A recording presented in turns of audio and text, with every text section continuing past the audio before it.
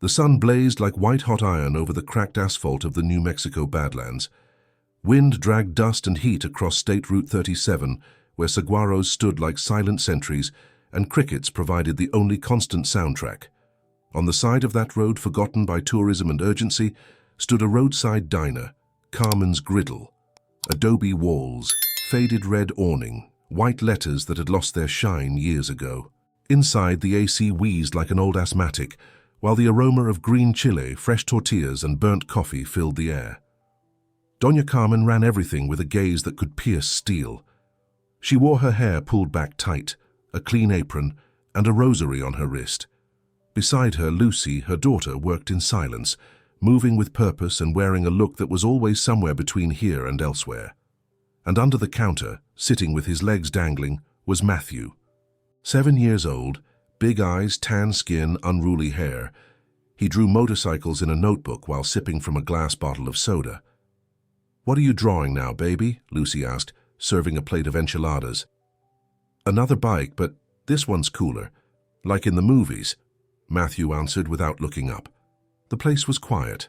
A couple of truckers ate in silence, an elderly couple read the menu calmly, and a lone traveler scribbled in his notebook. The clock read 6:45 in the evening when it happened. First came the sound, a hum in the distance, then a roar. Then, like a mechanical stampede, 6 motorcycles rolled onto the gravel lot in front of the diner, chrome-plated, dust-covered, with black and red insignias gleaming under the sun. The engines cut off one by one, leaving a tense silence. Customers inside the diner turned with confusion. One of the truckers dropped his fork. They entered single file. Leather boots, patches on their vests, tattoos that told stories. The first through the door was older than the rest, but his presence weighed like lead. Grey hair pulled back in a ponytail, neatly trimmed beard, dark glasses that didn't hide the scar crossing his left eyebrow. On his vest over his heart it read, Shadow, and below, President, Hell's Angels, Dark River Chapter. Lucy saw him and her body tensed. Doña Carmen burst out of the kitchen like a windstorm. "Don't you dare come in here looking for trouble," she said loudly with no apparent fear. Shadow raised one hand calmly. "We're just here to eat, ma'am. We don't do that as often anymore." His men chuckled under their breath as they took seats at 2 nearby tables. Lucy said nothing. Matthew did. The boy climbed down from his stool, walked between the tables with firm steps, and planted himself in front of Shadow. He looked him straight in the eye and pointed at his left arm. "My mom's got that same tattoo." The silence was immediate. Shadow looked down. It was a small symbol, somewhere between tribal and abstract, etched near the elbow. A hawk with extended wings, shaped like an A. His world collapsed. It wasn't just any tattoo. It was his symbol, the one he'd gotten with her more than 15 years ago, one night in Chihuahua, after fleeing a shootout and before making promises they never kept. "What did you say your mom's name was, champ?" Shadow asked without blinking. "Lucy, but my grandma calls her Sinner when she's mad," Matthew replied, shrugging. Lucy rushed over and grabbed her son's arm. "Matthew, don't bother the customers." Shadow stood up without taking his eyes off her. "Lucy," he murmured in a gravelly voice. Doña Carmen immediately stepped between them, as if she knew exactly who he was. "You have no right to say her name," she snapped. "You and your gang dragged her into that crazy life. Be grateful she got out alive. Be grateful we didn't bury my daughter like so many others." Shadow didn't defend himself right away. He waited, let her speak. "Mrs. Carmen, with all due respect, she's the one who dragged us into her life. You don't know what that woman did. Sometimes I think Lucy was braver than all of us put together." Doña Carmen's brow furrowed. The tension was thick enough to cut with a knife. "She's not that woman anymore," Lucy said firmly. "I'm a mother now, a nurse, I work here, the past is behind me." Shadow looked at her like he was seeing a ghost. And maybe he was. Because standing before him was Skylark, the same one who stood between bullets to cover her brothers, who healed wounds with steady hands and a steel gaze, who had loved him with a passion you only find once in a lifetime. "I didn't come looking for trouble," he said, pulling an old pen from his vest pocket. On a grease-stained napkin he wrote a number. He held it out to Lucy. in case you ever want to remember who you really were." Lucy took the napkin without saying a word. That night, when the Hells Angels left behind only tire tracks in the gravel, Matthew ran to the window and watched them disappear around the curve. His eyes sparkled. "Mom, were you one of them too?" Lucy closed her eyes, pressing the napkin against her chest. "Once upon a time, I was Skylark." Matthew smiled. "That sounds cool." Doña Carmen crossed her arms and looked at her daughter in silence. Outside, night began to fall, bringing with it not only the shadow of distant motorcycles, but of a past that never truly left. The napkin was still in the same place where Lucy had hidden it 3 days earlier, inside an old wooden box, among papers she didn't want to remember and photos she'd sworn never to look at again. The number written in black ink was slightly smudged from the sweat on her fingers the night she hid it. She'd read it so many times in silence that she already knew it by heart, though she refused to dial it. That afternoon, when Matthew was napping and Doña Carmen went out to run errands, Lucy sat on the back porch with the phone in her hand and her heart in her throat. 15 years. 15 damn years since the last time she heard that voice. And still, her thumb dialed the digits without hesitation. The line rang once, then again. She was about to hang up when a raspy, deep, clear voice answered. "Hello?" Lucy swallowed. "It's me." There was a pause. A silence so deep the wind stopped blowing. "Skylark," Emilio said, as if pronouncing the name of a ghost. "I don't go by that anymore," she replied, though her voice trembled. "I'm Lucy Rivera now, nurse, mother, waitress on weekends." "You're still Skylark." "That doesn't get erased with labels," he answered, without harshness, without judgment. At first the words were careful, like steps on a minefield, but little by little the defenses began to fall. They talked about the past, about endless roads, about fallen brothers, like Lalo One-Eye and Queen, the mechanic with a poet's soul. They remembered the accident in Durango, the laughter around the bonfire in Saltillo, the first time they kissed in the middle of a storm.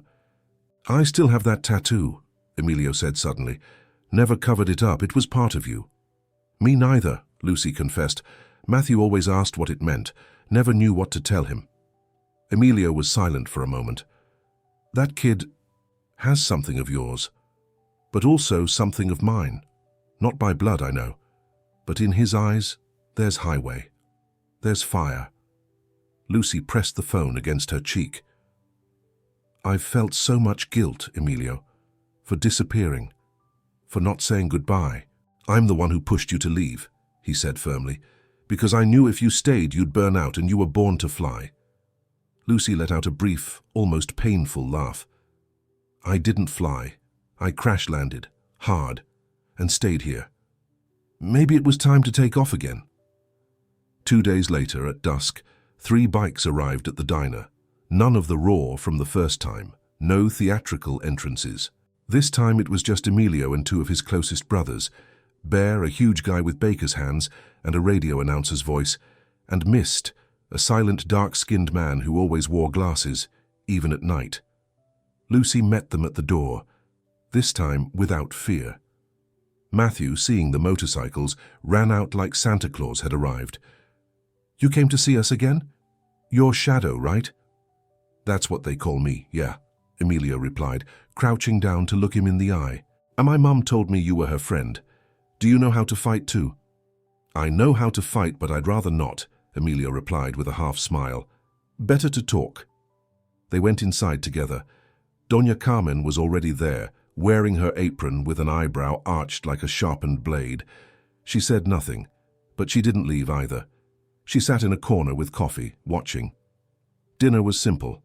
Carne asada tacos, beans from the pot, handmade tortillas. Matthew asked questions non-stop. Emilio answered patiently, and little by little the stories began to emerge. "Did you know your mum saved Bear's life?" Emilio asked. "He got shot in the leg and everyone panicked except her. She ripped off her shirt, made a tourniquet, and carried him alone to the truck." "Really?" Matthew shouted, his eyes shining. "I was crying like a baby," Bear added, laughing. But your mum didn't shed a single tear. She also faced down the Eastern wolves alone, Mist said for the first time. There were 5 of them. She screamed in their faces, told them if they wanted to touch anyone from the club they'd have to go through her first, and they didn't dare. Lucy lowered her head, blushing. That's enough with the tall tales. They're not tales, Emilio said. Those were your wings, Skylark. You flew and we just tried to keep up. Doña Carmen swallowed. Her eyes were no longer hard. They were confused, full of unasked questions. She finished her coffee and stood up. She walked to the table, looked Emilio in the eyes. And you? What did you do for her? Emilio held her gaze. I told her to leave, to run from us before the club's darkness swallowed her whole, and when she left, it hurt like 1,000 hells. But it was the right thing. Carmen said no more, just nodded. Then she looked at her daughter, with a mixture of pain and pride that only a mother can understand. The night continued with more stories. Matthew listened mesmerized as if being told legends, and in the midst of it all Lucy allowed herself to smile, not as a mother, not as a waitress, not as a woman with fear. She smiled as Skylark, the one who flew without anyone's permission. Finally Emilio stood up. We're leaving, but we'll be back, if you'll let us. Doña Carmen crossed her arms. I don't like bikers, but if the ones who come tell stories like that about my daughter, then maybe there's a table for you. Emilio nodded respectfully. When the bikes departed, Matthew ran to the door. This time it wasn't just admiration. It was belonging. It was connection. Lucy stood in the doorway, looked at the sky, felt the wind. And for the first time in years, she knew the wings were still there, just folded, waiting for the right moment to open again. The morning was clear, not a cloud in the sky. Carmen's griddle smelled of fresh-baked pan dulce and black coffee, but at the corner table there was no conversation, only curiosity.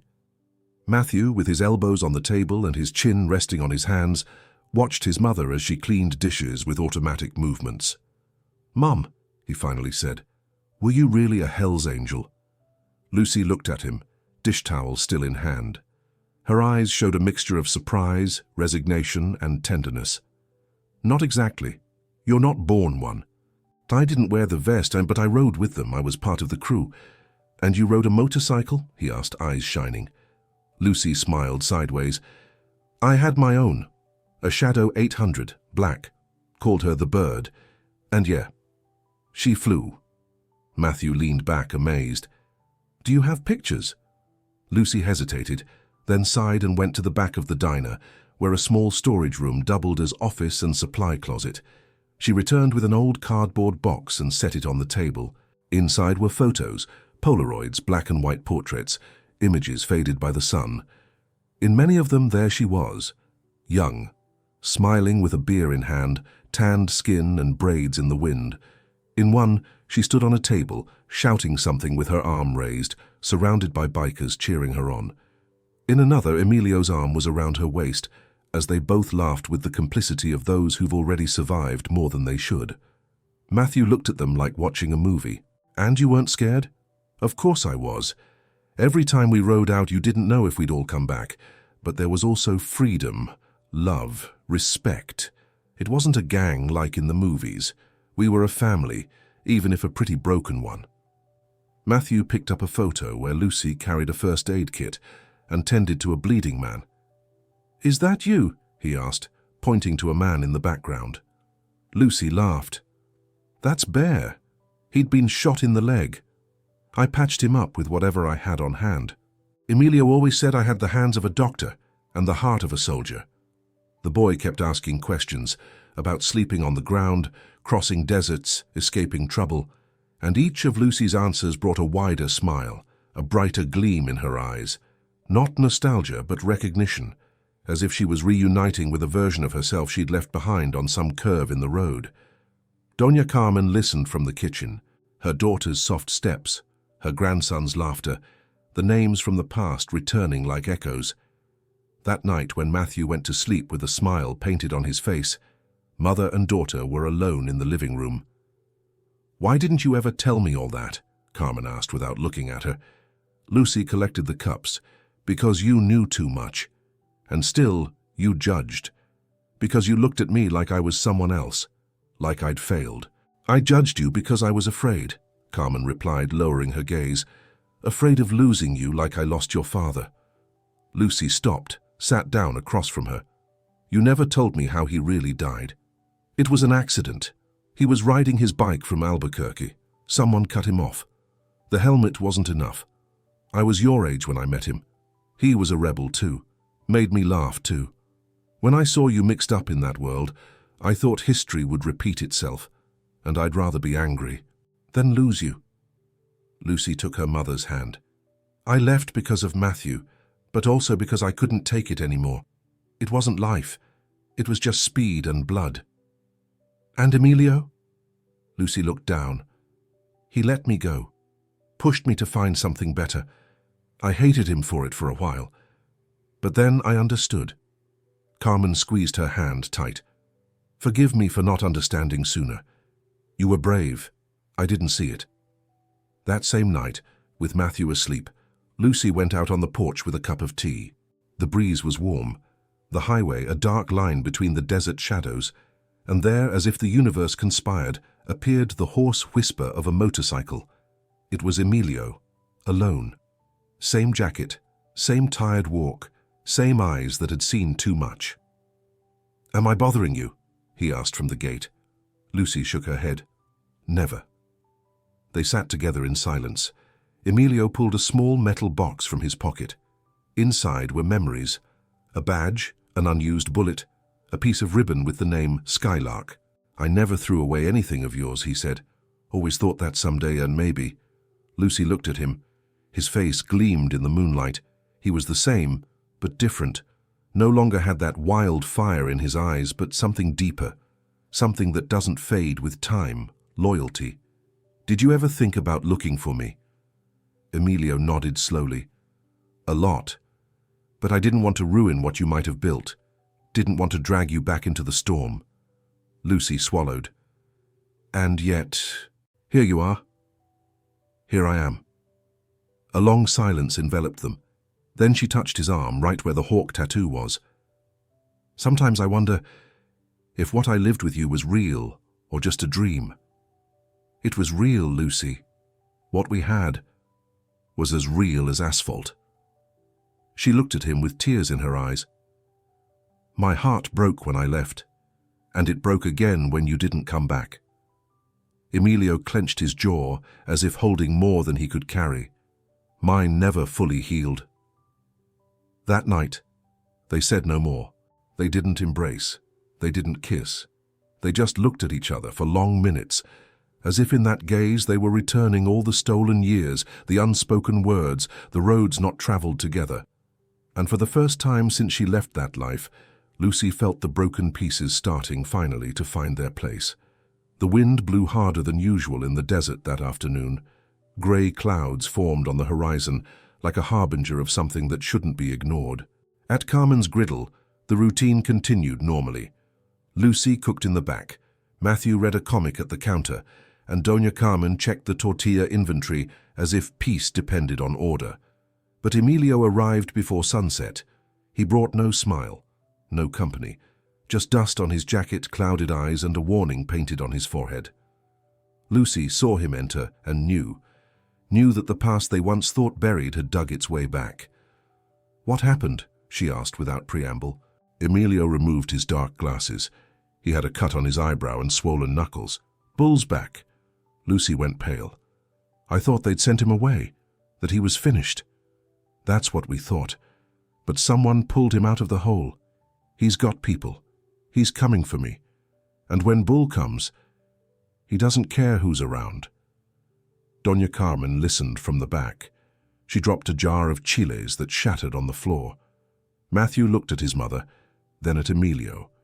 He felt something new, not fear, but a mixture of alertness and determination. What are you going to do? Lucy asked. I'm leaving, can't stay, won't put you in the line of fire. Lucy frowned. And, after everything, you're leaving again. I'm not leaving for me, Emilio said quietly. I'm leaving for you. I won't let that bastard come through here looking for trouble. Lucy gritted her teeth. What if you don't come back? Then at least you'll know I tried, like I always did. Matthew silently got down from his stool and walked up to Emilio. You don't have to leave, he said firmly. We can fight together. I can take care of my mum, like a Hell's Angel. Emilio looked at him with tenderness and sadness. He crouched to be at his level. You've got the heart, champ, but this isn't a game. I don't want you growing up around bullets and revenge. Matthew nodded, holding back tears. Then promise me you'll come back. Emilio didn't make promises he couldn't keep, but this time he did. I promise. That night, while Lucy and Doña Carmen tried to have dinner, Emilio was outside, sitting on his bike, looking at the sky. Lucy approached him with a blanket in her hand. Can I sit down? Always. Both remained silent for a few minutes. Then she spoke. You were never just a chapter in my life, and I know I wasn't for you either. Emilio nodded. Never got you out of my chest. Didn't even try. Lucy looked at him with moist eyes. If things were different, we'd ride together like before, but with Matthew in the middle, we're not the same anymore. Now there's something more important than the road. Lucy looked down. He admires you, more than he lets himself show. And I him, because without knowing it, he taught me something I thought was lost. What? Hope. Lucy shed a silent tear. She hugged him tight, like someone saying goodbye without saying it. She knew he couldn't stay, and she hated understanding it. The next morning, 3 bikes waited outside the diner. Emilio, Bear, and Mist. Their faces were hard. They knew where they were going. They didn't say it, but everyone knew it was a trip with no guarantee of return. Lucy and Matthew came out to see them off. Doña Carmen, from the doorway, watched with crossed arms and pressed lips. Emilio got off his bike and approached Matthew. He carried something wrapped in a leather blanket. When he opened it, the boy found a small jacket adapted to his size with hand-sewn patches. The largest on the back, a black hawk with open wings. Not for you to wear now. It's so you remember where you come from, and that, if someday you decide to ride, you already have a path. Matthew held it carefully as if it were something sacred. What if they ask me what it means? Tell them it means honor, that it means taking care of your own, even if it means walking away. Lucy hugged him one more time. Emilio slipped an envelope into her hand. Read it later. What does it say? Just what I never knew how to say. Emilio got on his bike. The engines roared, the wheels kicked up dust, and without more, they rode away down the same highway they'd arrived on some time ago. Hours later, when silence returned to the diner, Lucy opened the envelope. The handwriting was firm, a little crooked, like him. The letter said, Lucy, not all roads lead home, but some teach us where it is. Thank you for being my home, even if just for a while. Thank you for Matthew, even though he doesn't carry my blood. Thank you for not forgetting who you were or who you are. If someday you blow out a candle for me in silence, do it knowing that my last thought will be your name. I rode through many lands, but you were my destination. Shadow. Lucy pressed it against her chest, closing her eyes. She said nothing, didn't cry, just smiled. From his bedroom window, Matthew watched as the sun set behind the hills. The jacket hung from the chair, like a promise waiting. A tear slid down his cheek, but it wasn't sadness. It was something deeper. He smiled. He knew that someday maybe he too would ride those highways, free, like his mother, like Shadow, like those who carry souls tattooed with gasoline and wind. And somewhere in the desert, 3 engines roared in unison, carrying not just blood and steel, but love, memory, and eternal loyalty.